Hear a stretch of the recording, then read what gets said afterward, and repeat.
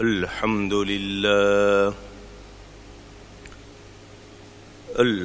لله رب العالمين والعاقبة للمتقين والصلاة والسلام على رسوله سيد المرسلين رحمة للعالمين شفيع المذنبين سيد الأولين والآخرين سيدنا ومولانا محمد رسول رب العالمين وعلى آله وصحبه أجمعين أما بعد فأعوذ بالله من الشيطان الرجيم بسم الله الرحمن الرحيم ولا تقولوا لمن يقتل في سبيل الله أموات بل أحياء ولكن لا تشعرون صدق الله العلی العظیم۔ محبت کے ساتھ ایک مرتبہ دروشی پڑھ لیجئے۔ اللهم صل على سيدنا ومولانا محمد معدن الجود والكرم وآله وصحبه وبارك وسلم الصلاة والسلام عليك يا رسول الله الصلاة والسلام عليك يا حبيب الله الصلاة والسلام عليك يا رحمة للعالمين وعلى آلك وأصحابك يا شفيع المذنبين۔ حمد و صلاۃ کے بعد قرآن کریم کی ایک آیت آپ کے سامنے برکت حاصل کرنے کے لیے تلاوت کی ہے۔ گزشتہ رات ذکر شہادت واقعہ کربلا بیان کر چکا ہوں۔ آج پاکستان میں چاند کی 10 تاریخ ہے۔ محرم کی 10 تاریخ اس مرتبہ پھر جمعہ کے دن آئی ہے۔ اس کو یوم عاشوراء کہتے ہیں۔ عاشوراء کا لفظ عربی کا ہے۔ عشر، عشر آپ سنتے رہتے ہیں، اس کے معنی 10 کے ہوتے ہیں، نمبر 10۔ تو چونکہ یہ 10ویں تاریخ ہے، 10واں دن ہے، اس لیے بھی اس کو عاشوراء کہتے ہیں۔ خاص طور پر اس کو عاشوراء کیوں کہتے ہیں؟ ہر مہینے کے 10ویں دن کو عاشوراء کہنا چاہیے، مگر ایسا نہیں ہے۔ صرف ماہ محرم کی 10 تاریخ کو یوم عاشوراء کہا جاتا ہے۔ اس حوالے سے سیدنا غوث اعظم رضی اللہ تعالی عنہ سے منسوب کتاب غنیت الطالبین میں بھی ہے اور دوسری کتابوں میں بھی ہے کہ اس دن اللہ تعالی نے 10 نبیوں پر 10 کرامتوں کا انعام فرمایا۔ اس نسبت سے اس کو عاشوراء کہتے ہیں۔ واللہ تعالی اعلم۔ ان 10 نبیوں کے حوالے سے جو ذکر ہے وہ یہ کہ ابتدائے کائنات سے انتہا تک، کائنات کی ابتدا سے انتہا تک یہ دن محترم ہے، جمعہ کا دن۔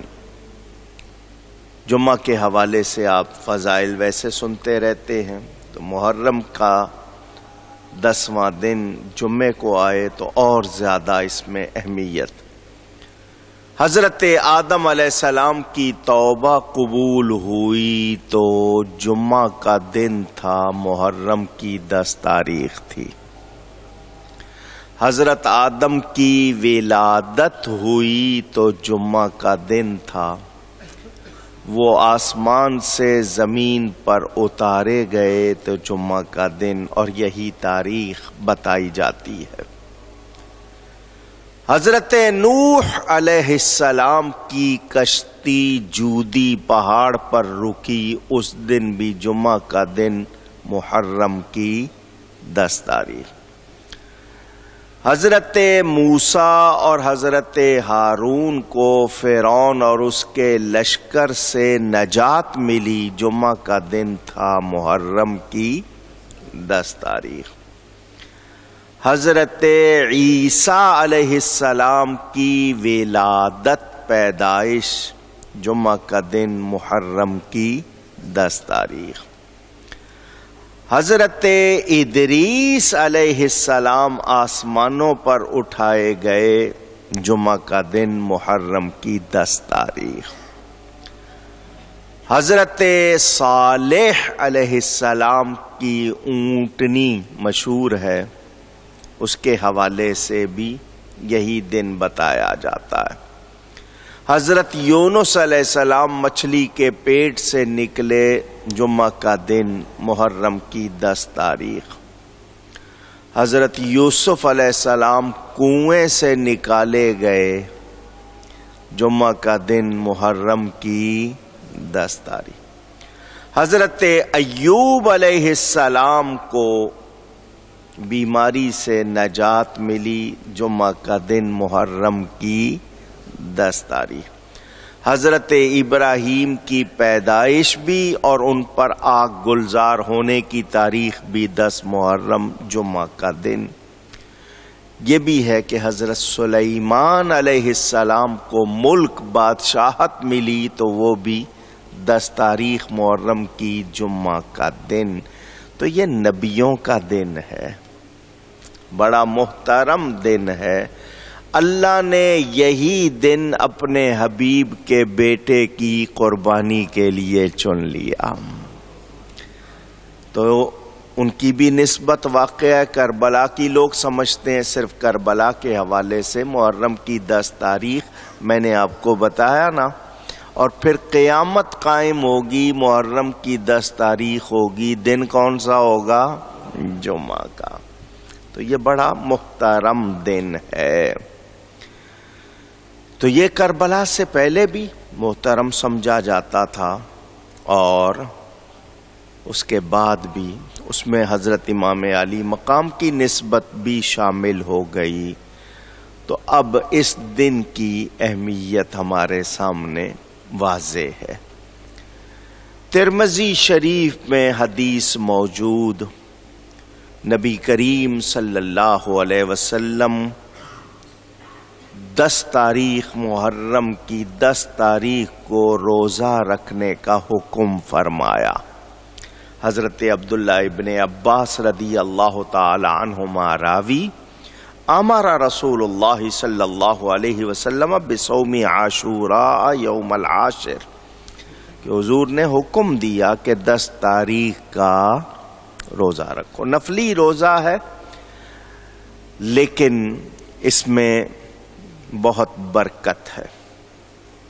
نبی کریم صلی اللہ علیہ وسلم کا ارشاد، مسلم شریف میں حدیث موجود، کہ رمضان کے بعد افضل روزے محرم کے مہینے کے ہیں۔ حضرت عبداللہ ابن عباس رضی اللہ تعالی عنہما راوی ہیں، بخاری اور مسلم میں حدیث موجود کہ میں نے نبی پاک صلی اللہ علیہ وسلم کو نہیں دیکھا کہ آپ کسی دن کے روزے کو دوسرے دنوں پر فضیلت دے کر تلاش کرتے ہوں سوائے یوم عاشورہ کے۔ عاشورہ کے روزے سے 1 سال کے گناہ معاف ہو جاتے ہیں۔ آپ نے سنا، مسلم شریف میں حدیث موجود، حضور کا فرمان، یوم عاشورہ کا روزہ میں اللہ کے فضل و کرم سے امید رکھتا ہوں کہ اللہ اس کو گزشتہ سال کے گناہوں کا کفارہ بنا دے۔ تو جب اتنی حدیثیں واضح ہو گئیں، اب کسی اور دلیل کی ضرورت نہیں رہی۔ علماء نے یہاں تک لکھا ہے کہ وحشی جانور بھی اس دن روزہ رکھتے ہیں۔ اندازہ کیجئے۔ تو جس کو اللہ توفیق دے اس کو روزہ رکھنا چاہیے۔ یہودی اس دن روزہ رکھتے تھے۔ حضور صلی اللہ علیہ وسلم نے جب مدینہ منورہ آئے تو دیکھا یہودی 10 تاریخ کا روزہ رکھتے۔ ان سے کہا کیوں رکھتے ہو؟ انہوں نے کہا اس دن اللہ نے موسیٰ علیہ السلام کو فرعون اور اس کے لشکر سے نجات دی تھی، تو اس خوشی میں رکھتے ہیں، شکرانے کے طور پر خوشی مناتے ہوئے۔ تو فرمایا ہمارا حق زیادہ ہے، ہم موسیٰ سے زیادہ قریب ہے۔ آپ نے خود روزہ رکھا اور صحابہ کو فرمایا تم بھی رکھو، فصامہ وامر بصیامہ۔ لیکن فرمایا یہ یہودی 10 تاریخ کا رکھتے ہیں تو ان سے تھوڑا سا فرق ہونا چاہیے، تو ہم 2 رکھیں گے، 9 کا بھی رکھیں گے، 10 کا بھی رکھیں گے، تاکہ ان کی مشابہت نہ رہے۔ تو کوئی 9-10 کا رکھ لے یا 10-11 کا رکھ لے، تو اس حوالے سے بھی موجود ہیں۔ اسی طرح حضرت انس رضی اللہ تعالی عنہ راوی کے نبی کریم صلی اللہ علیہ وسلم نے فرمایا جو محرم کے پہلے جمعہ کا روزہ رکھے اس کے گزشتہ کے گناہ معاف ہو جاتے ہیں، اور جو محرم کے 3 دن یعنی جمعرات، جمعہ، ہفتہ کے روزے رکھے اللہ اس کے لیے 900 سال کی عبادت کا ثواب لکھ دیتا ہے۔ اور تھوڑی سی محنت پہ اتنا اجر، مہربانی نہیں ہے تو اور کیا ہے۔ نزہۃ المجالس میں اس کے علاوہ بھی روایات موجود ہیں۔ حضرت شیخ الاسلام والمسلمین سلطان الزاہدین حضرت سیدنا بابا فرید الدین مسعود گنج شکر رضی اللہ تعالی عنہ، پاک پتن شریف والے، ان سے ان کے مرید خاص اور خلیفہ حضرت سیدنا نظام الدین اولیاء محبوب الہی نے پوچھا حضرت عاشورے کے روزے کے بارے میں فرمائیے، تو فرمایا جنگل کی ہرنیاں بھی خاندان رسول سے محبت رکھتے ہوئے اس دن اپنے بچوں کو دودھ نہیں پلاتی، تو ہم کیوں روزہ چھوڑیں جب جانور تلک محبت رسول میں رکھ رہے ہیں تو ہمیں بھی رکھنا چاہیے۔ اس سے اندازہ کریں۔ نزہۃ المجالس میں روایت موجود کہ جو عاشورے کے دن یعنی 10 تاریخ کو محرم کی 4 رکعتیں پڑھے، ہر رکعت میں سورہ فاتحہ کے بعد 11 مرتبہ قل هو اللہ پڑھے، اللہ تعالی ایسے مومن، شرط ایمان ہے تو ایسے مومن کے 50 سال کے گناہ معاف کر دیتا ہے۔ واللہ تعالی اعلم۔ اس دن کے حوالے سے بیہقی میں حدیث موجود ہے، رسول کریم صلی اللہ علیہ وآلہ وسلم نے فرمایا جو عاشورے کے دن اپنے گھر والوں پر کھانے کی وسعت کرے، یعنی کھانا زیادہ ان کو فراہم کرے، عام دنوں میں اگر کم ہوتا ہے اس دن زیادہ کر دے، یعنی ایک کھانا پکتا ہے اس دن 2 پک جائیں، 3 پک جائیں، میٹھا بھی ساتھ ہو جائے، جس طرح دسترخوان بھر جاتا ہے آپ کا افطاری وغیرہ میں رمضان میں، تو جو محرم کی 10 تاریخ کو گھر والوں پر وسعت کرے، طعام وغیرہ کی کپڑے دے دیے ان کو یا کچھ اور خرچے کے لیے دے دیا، اللہ پورے سال میں وسعت فرماتا ہے۔ اندازہ کریں، واقعات پہلے بھی سنائے ہوئے ہیں، ایمان تازہ کرنے کے لیے پھر سنا رہا ہوں۔ مصر میں ایک شخص تھا جس کے پاس ایک کپڑے کے سوا کچھ نہیں تھا، ایک کپڑا دن میں پہن لیا، رات کو وہی اوڑھ کے سو گئے۔ مصر والے محرم کی 10 تاریخ عاشورہ میں مسجد حضرت عمر بن عاص میں صبح کی نماز پڑھتے تھے۔ ان کا یہ قاعدہ تھا کہ عاشورے کے دن عورتیں اس مسجد میں دعا کرنے کے لیے جاتی تھیں خاص طور پر۔ تو ایک عورت نے اس شخص کو دیکھا تو کہا للہ، اللہ کے لیے مجھے کچھ دو میرے بال بچوں کے لیے۔ اب وہ شخص ایک ہی کپڑا رکھتا ہے، اس کے پاس دوسرا کپڑا نہیں۔ اللہ کا نام دے کر عورت نے مانگ لیا، اس نے کہا اچھا میرے پیچھے پیچھے آؤ۔ وہ جہاں اس کا ٹھکانہ تھا وہاں پہنچا، دروازے کے اندر گیا اور وہ کپڑا اتار کر اس عورت کو دے دیا۔ ایک ہی کپڑا تھا، وہ بھی دے دیا۔ عورت نے دعا دی اللہ تجھ کو جنت کے حلے پہنائے۔ دعا ہو گئی۔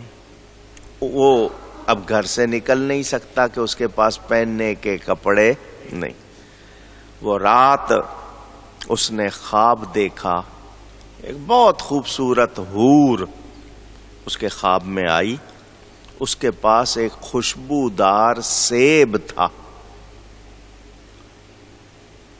اس عورت نے اس سیب کو جب توڑا تو اس کے اندر بڑا شاندار قیمتی حلہ لباس وہ موجود تھا۔ اس شخص نے اس حور سے پوچھا تو کون ہے؟ اس نے کہا میں عاشورہ ہوں، میرا نام عاشورہ ہے، میں جنت میں تیری بیوی بنا دی گئی ہوں، جنت میں تیری بیوی بنا دی گئی ہوں۔ اس کی آنکھ کھل گئی، سارے گھر میں خوشبو تھی، وضو کر کے 2 رکعتیں پڑھی اور دعا کی یا اللہ جو مجھے دکھایا گیا ہے وہ سچ ہے اور وہ واقعی جو حور جنت میں میری زوجہ ہے تو پھر میری روح قبض کر لے، مجھے اس کے پاس پہنچا دے۔ اس کی دعا قبول ہو گئی، اس کی اسی وقت وفات ہو گئی۔ پتہ کیا چلا؟ اللہ کے نام پر اس نے خوشی سے ایک ہی چیز تھی وہ بھی دے دی، تو دیکھو تھوڑا سا دے کے اس کو کتنا مل گیا، اندازہ کیا جائے۔ یہ واقعہ اس لیے سنا رہا ہوں، امام یافعی نے لکھا ہے، بہت بڑے بزرگ ہیں، ان کی کتاب روض الریاحین محبت والوں کے لیے بہت بڑا تحفہ ہے، اردو ترجمہ بھی ہو گیا اس کا۔ امام عبداللہ یافعی رحمت اللہ علیہ فرماتے ہیں رے ایران کا مشہور شہر جس کا اب نام تہران ہے، اس میں ایک بڑا امیر قاضی جج تھا۔